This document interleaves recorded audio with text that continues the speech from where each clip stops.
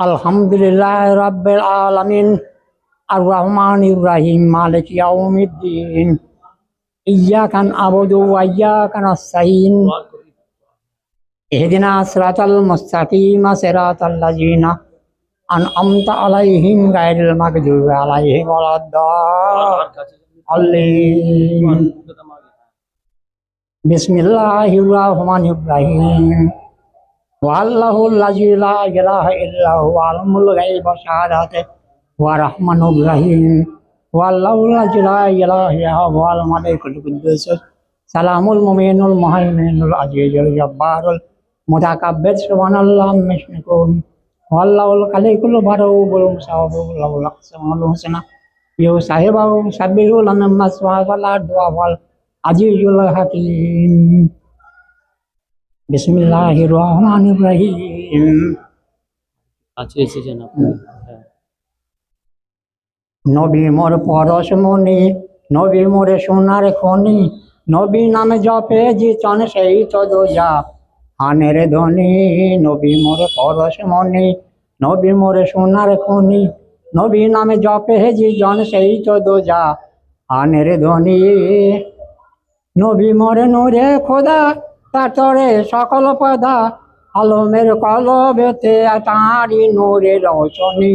ও নামে সুর ধরিয়া পাখি যায় গান করিয়া, ও নামে আকুল হয়ে ফুল ফোটে সোনার বরণী।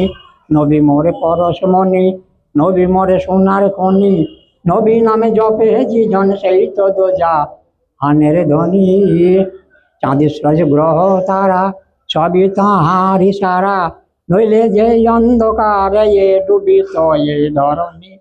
নিদানে যাকে রাতে চড়াইতে পুলসে রাতে, কান্ডারি হইয়া নবী পার করিবেন সেই তরণী।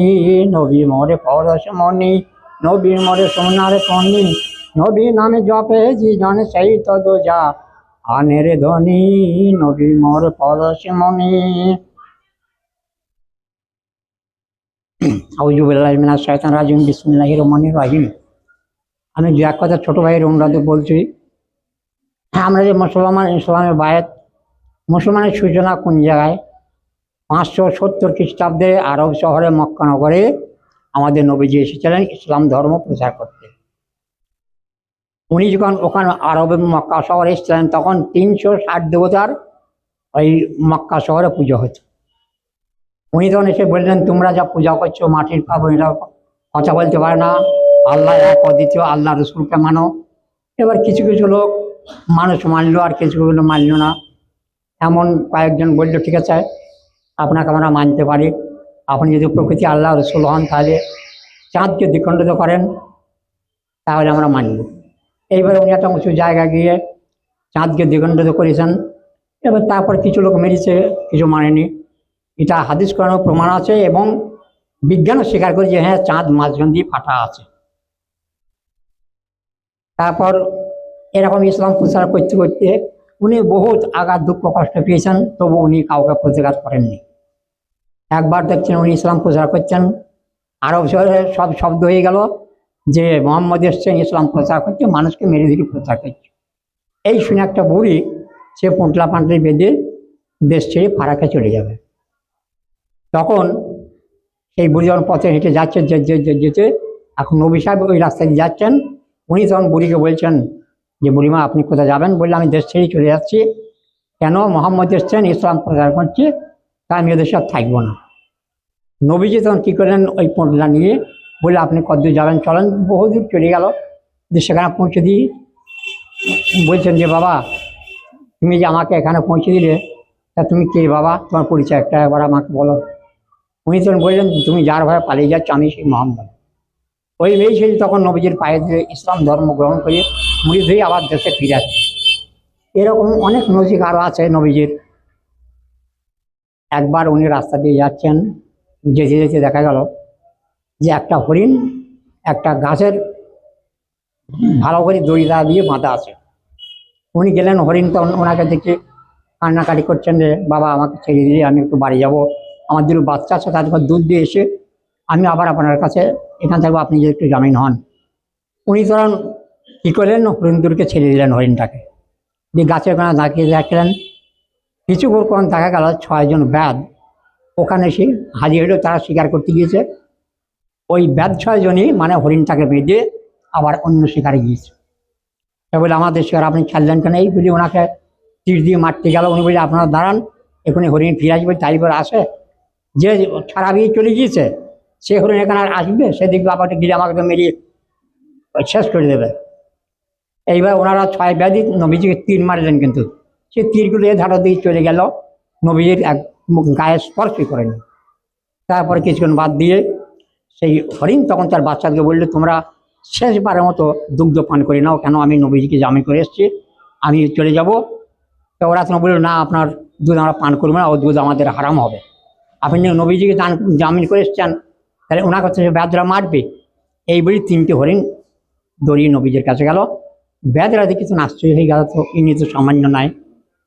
ব্যাধরাই তখন আমার কী করে নবীজির হাতে হাত দিয়ে অন্যায় স্বীকার করিয়ে তারপর তারা মুরিদ হয়ে ইসলাম ধর্ম গ্রহণ করল। এইবার যখন এই ইসলাম সারা বিশ্বে প্রচার থাকবে, এবং যতদিন দুনিয়া থাকবে ইসলাম থাকবে প্রত্যেক দেশেতেই কম বেশি। আমরা যে বায়াত ইসলাম ধর্ম গ্রহণ করেছি মুরিদ হয়ে, নবীজি চলে যাওয়ার পর উনি কিন্তু বলে গিয়েছেন যে 2টো জিনিস আছে, এক কোরআন দেখেছি আর আহলা বায়াত, আহলা বায়াত, আহলা বায়াত, এই কথা উনি 3বার বলেছেন। তাহলে আয়াত বায়াতকে ওনার পরবর্তীকালে আমাদের হজরত আলী, হাসান, হোসেন, এবার ওনাদের সেলসের বরফি সাহেব, খাজা, এরম পরস্পর বদ্দি সাহেব, মিসবা সাহেব, এরম পরস্পর চলে আসছে। এই জিনিসটা থাকবে, যার মনে যাবে সে গ্রহণ করবে, বায়াত হবে, মুরিদ হবে। আর যার মন যাবে না, বেশিরভাগ লোক তো হবে না, কারণ তারা বিশ্বাস করবে না, মানবে না, ইসলাম বায়াতের কথা মানতে চাবে না। তারা না জেনে থাকবে, কোরআন নিয়মিত থাকবে, কোরআন হয়ে যাওয়া প্রচার মতো দেওয়া আছে, ওটা আসল তত্ত্ব আছে, কিন্তু কামেল বুজুগান অলিদের কাছে আছে। এবার তারা আপনাকে বললে আপনি তো মানবেন না, তখন তাদের হজম করার ক্ষমতা আছে। তাহলে অলিরা যা নির্দেশ করবে আমাকে তোমার সারা প্রত্যেক জনাকে মানতে হবে। আর এখন জাহাফের মৌলানা যে দেশে যাচ্ছে, ওরা কী করছে, মানুষকে ভুল পথে পরিচালিত করছে, আর মানুষ ভুলিয়ে চলে যাচ্ছে। তখন আমার গ্রামে বাবুইডাঙ্গা লোক যখন আমার হজরত সাইদ পরিমাণ ছিলেন, ওনাকে আমি দেখেছি যখন ট্রেন থেকে নামতেন, তখন দেখা যাচ্ছে একবার হিন্দু, মুসলমান, বৌদ্ধ, খ্রিস্টান প্রত্যেকে দেখে ওনাকে দূর থেকে সালাম করতেন, ওনাকে নামতে দেখলে। প্রকৃতির ঘটনা, হিন্দু মুসলমান এখানে এসছেও, কিন্তু এখন সেই জিনিসটা আস্তে আস্তে দূরে চলে যাচ্ছে। কেন? আমার গ্রামে কয়েকটা পীর ভাই আছে, তারা এখানে মুরিদ, অথচ তার ছেলেরা নিন্দা গাইছে, বিপরীত, বাপের ছেলেকে কন্ট্রোল করতে পারছি না। এরকম আমাদের বাবুইডাঙ্গা গ্রামে এমন হয়েছে যে লোকই নেই, খুব কিঞ্চিত। আর আমরা দু একজন আসছে, দু একটা ছেলে ক্যাপচার করেছে, আমার একটা ছেলে আসবে কেন, সে ধরুন চলে গিয়েছে বাইরে কাজে, তো বাবা আসতে পারেনি। আমাদের গ্রামে এত ছিল, একসময় 100% আমার হুজুরের আমলে, এখন আস্তে আস্তে মানুষ দিয়ে মানতে চাইছে না। আমার অবস্থা পাল্টে দেবেন নাকি?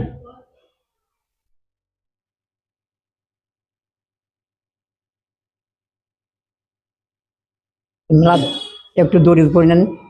আল্লাহুম্মা সাল্লি আলা সাইয়্যিদিনা মাওলানা মুহাম্মদ ওয়া আলা আলি সাইয়্যিদিনা মাওলানা মুহাম্মদ সাল্লি আলা মুহাম্মাদিন সাল্লি আলা মুহাম্মদ হযরত সেন কালো পাক নামে মুহাম্মদ হযরত সেন কালো শাফিয়ানা মুহাম্মদ আল্লাহুম্মা সাল্লি আলা সাইয়্যিদিনা জাহিরি শামসে দোহা বাদরে দোজা মোহাম্মদ নবী আখিরি শামসে দোহা বাদরে দোজা মোহাম্মদ নবী আখিরি আল্লাহুম্মা সাল্লি আলা সাইয়্যিদিনা মাওলানা মুহাম্মদ ওয়া আলা আলি সাইয়্যিদিনা মাওলানা মুহাম্মদ। নবীর আর একটা আমি কাহিনী বলছি, বাবা বলি শেষ করি। একদিন নবীজি মসজিদে নামাজ পড়তে গিয়েছেন, বাড়িতে মা ফাতেমা আছে। জিবরাইল এসে বললেন নবীজি বাড়ি আছেন? ফাতেমা বলছে না চাচা, নবীজি বাড়ি নেই। বললেন আচ্ছা। নবীজি আসার পর অনেকে নালিশ দিলেন যে আপনার মেয়ে আমাকে চাচা বলেছে, আমি বড় না আপনি বড়? আমি বহু পূর্বকাল থেকে আল্লাহর হুকুম এনে প্রত্যেক আদম থেকে শেষ করি শেষ কম্বর পর্যন্ত এনে দিয়ে বার্তা, আর আমাকে চাচা বলতে মানে ছোটো করে ফেললেন। তা নবীজি ওখানে বললেন ঠিক আছে, বলে উনি পাগড়ি বাঁধতে লাগলেন।